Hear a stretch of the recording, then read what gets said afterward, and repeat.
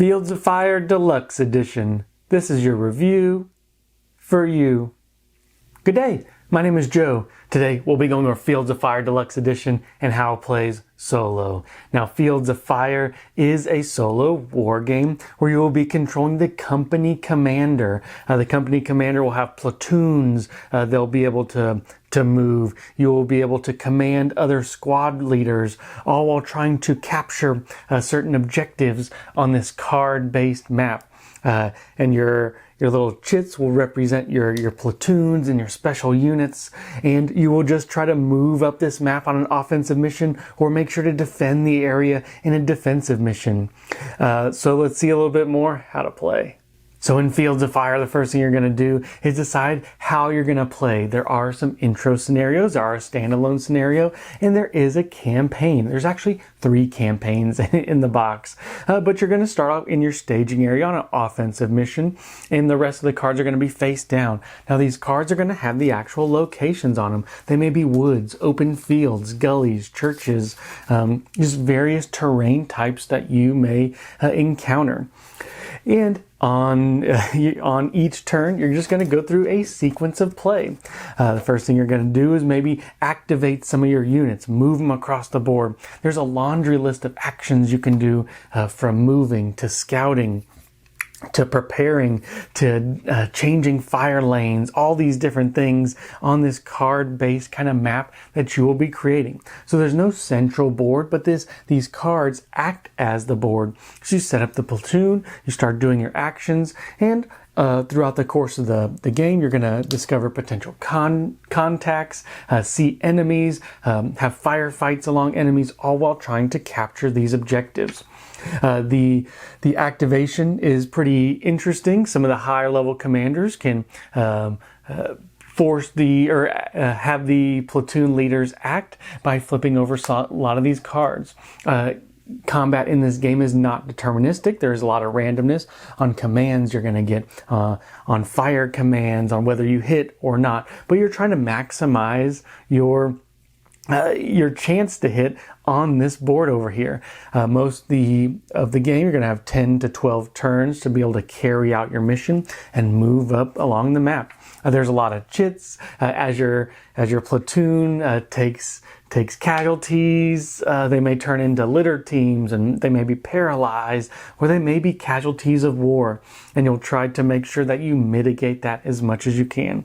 There's a lot in this game. There's a lot of tables in this game. There's a lot of randomness, and there are a ton of chits. So see a little bit more what I thought about the game. So let's first talk about the components. Well, I think there are 6 punch boards of chits, and you can tell I haven't even punched them all out yet. I would definitely suggest a tray to organize everything. There's no way you're going to be able to play this game effectively without using some sort of tray and organization system. Those do not come in the box. I have organized carrier battle in the same of these other chits, but there are some pretty neat trays out there that you can use. So the components, I like the components. Everything looks pretty neat. I like the cards, all the chits, and everything that comes with the box.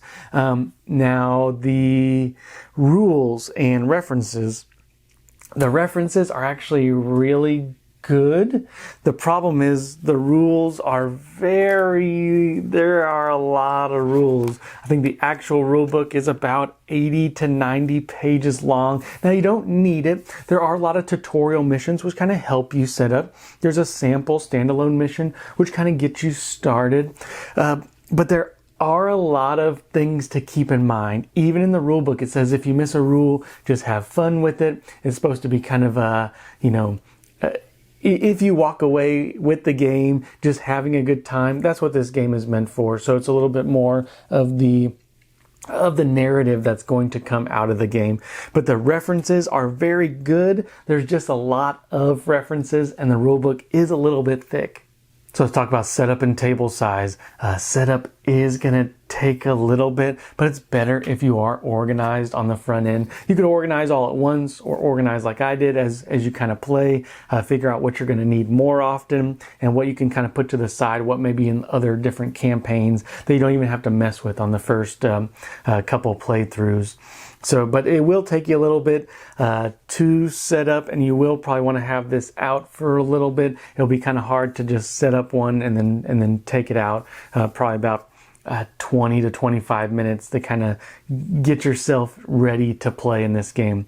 Table size, it will also take you a little bit. It's just going to be pretty spread out, especially if you're going to have the rule books and the references near you and the sequence of play, you know, the chits you're going to be using the most, and of course your board made up of the cards. So this definitely cannot be played on a 3x3. I would say you would need at least, you know, maybe a 4 to 5x3 or so to play this game and needing enough space.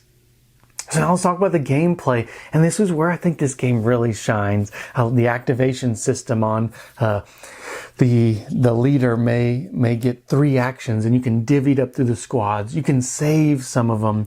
Some of the squad leaders can only be activated by a certain member, so you can't just activate whoever you want.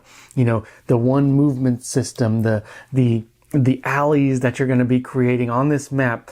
Some of the intro maps are going to be about the 4x4, 4x3 kind of region. But as you get later in some of these campaigns, they may expand and expand. So you really have to maneuver and see what you're actually going to find out when you get these potential contacts. But I like that this game is it has enough randomness for me that every game's going to be played differently. There's all these different cards that are going to make up the locations you're going to see. There's hills, there's line of sight. You can prepare for the mission ahead of time. You don't know what the potential contact's going to be. A lot of the things are going to be random. There's a lot of random number generators that are at the bottom, and a really cool system on, you know, just the narrative that's going to come out of the game.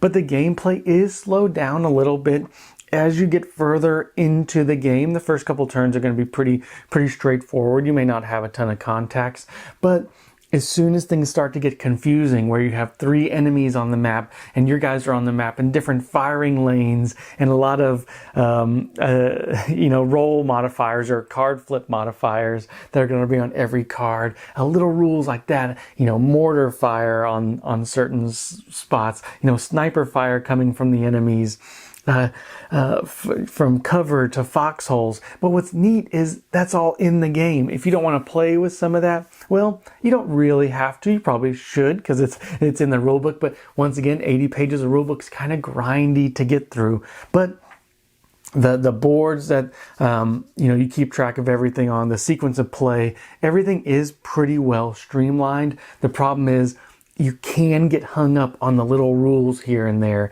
and the little things you may forget and the where is that in the reference sheet. So that's kind of my one downside about the game. But the positive is the narrative that comes out of the game, the randomness, having that light machine gun in the steeple of a church, just overlooking and being that cover fire, being that fire support as the rest of your platoon move up, being able to maneuver orders, firing those mortars, getting into hand-to-hand kind of combat, throwing a grenade at close range. I haven't got into the vehicle combat yet, but there's so much to this game. The depth of this game is so great that it does outweigh, I would say, the heaviness of the rules. This can be a lifestyle game. Once again, 3 full campaigns, and that's just awesome for a game like this.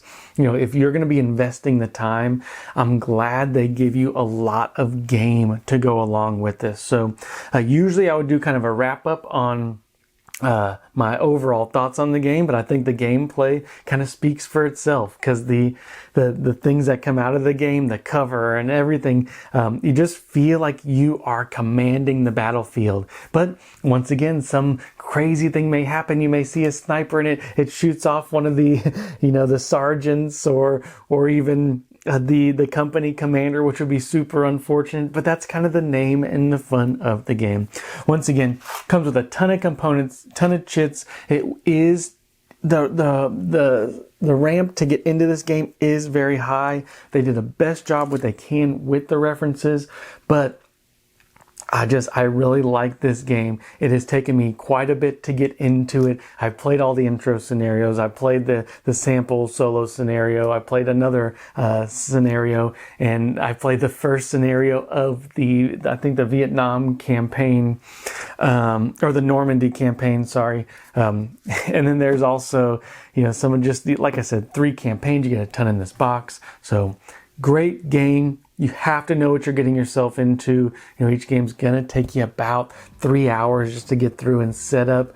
May take you, 25 minutes, but this game is a labor of love and is very good for the solo war gamer. Definitely not an intro. I would not get this as an intro war game, but for an experienced gamer, someone who wants to get into the heavier side, GMT really knocked it out of the park with this one.